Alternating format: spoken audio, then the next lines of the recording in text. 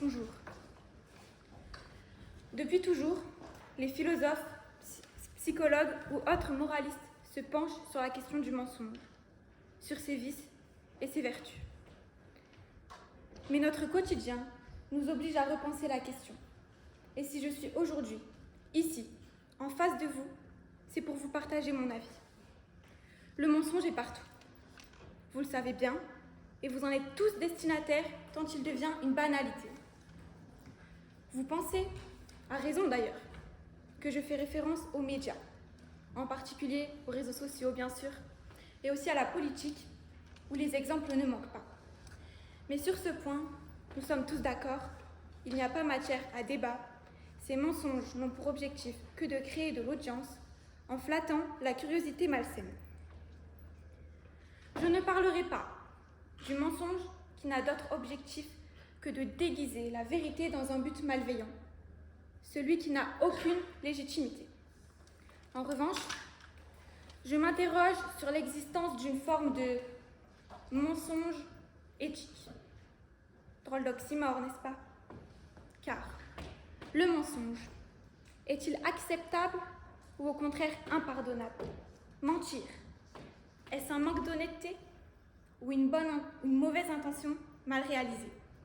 Et finalement, dans quelle mesure le mensonge ne pourrait-il pas favoriser une certaine forme de paix? Le mensonge a souvent pour but de satisfaire notre propre intérêt. Son auteur est alors perçu comme égoïste et manipulateur. Des termes bien durs pour qualifier une attitude pourtant quotidienne, voire machinale pour un grand nombre d'entre nous. D'ailleurs, le sourire n'est-il pas un mensonge universel? Selon Nietzsche, le mensonge est nécessaire pour croire à la vie. Pourtant, on est éduqué dans l'idée que le mensonge est une imposture. Mais alors, comment coller aux attentes de la société en restant soi-même, puisque paradoxalement, la société elle-même m'oblige à dissimuler ma vraie personnalité, donc à mentir, pour envoyer une image fausse, certes, mais idéale. Je corresponds ainsi à leurs propres critères. Mentir me protège des autres, de leur regard, de leurs critiques, de leur méchanceté et de leur malveillance. Le mensonge me préserve de la violence de mon environnement. Serait-ce donc égoïste de fixer mes propres critères pour les satisfaire?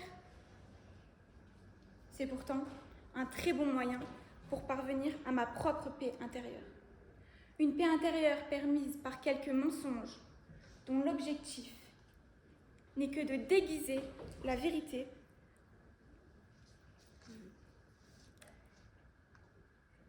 Une paix intérieure permise par quelques mensonges dont l'objectif n'est que de simplifier les relations humaines, dissimuler, embellir ou encore déguiser la vérité pour ne pas décevoir ou être déçu de soi-même est un très bon outil de vie en société. Si le mensonge est condamnable et déplorable, c'est que seule la vérité compte? Soyons honnêtes. La vérité est incompatible avec la collectivité, comme nous le disons tous. Oui, ça va et toi? Non, tu ne me déranges pas. Si j'ai 5 minutes? Mais bien sûr. Ces normes de politesse sont les garde-fous de notre vie en société. Imaginez un peu une journée sans filtre. Si ça va, mais t'as pas une question moins bête à me poser? Bah si, là justement, tu vois, tu me déranges. 5 minutes? Non mais j'ai vraiment pas que ça à faire.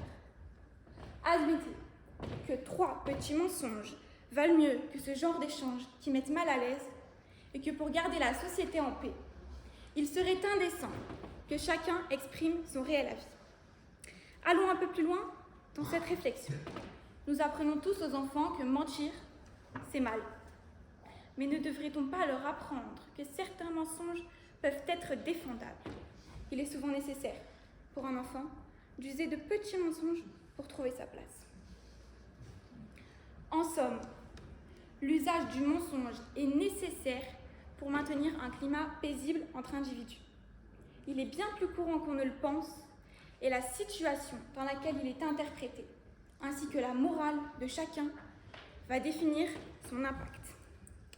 Il limite l'émergence de conflits et mène chacun à la réalisation de sa propre paix intérieure. Il n'instruit pas, mais construit une fausse image dans l'esprit de celui qui le reçoit, qu'il le veuille ou non.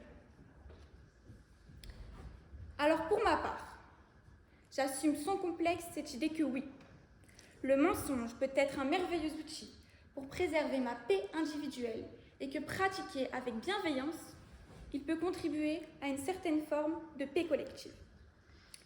Au bout du compte, le mensonge est au croisement de l'identité personnelle, de la norme sociale et de la rationalité du réel.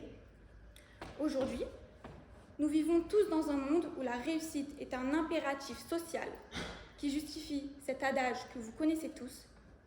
Peu importe les moyens, seul compte la fin. Finissons sur une citation de Voltaire, philosophe incontesté. Le mensonge n'est un vice que quand il fait du mal, c'est une très grande vertu quand il fait du bien. Et si vous en doutez encore, demandez-vous ce que vous garderiez des douceurs de l'enfance sans la généreuse petite souris et la magie collective du Père Noël.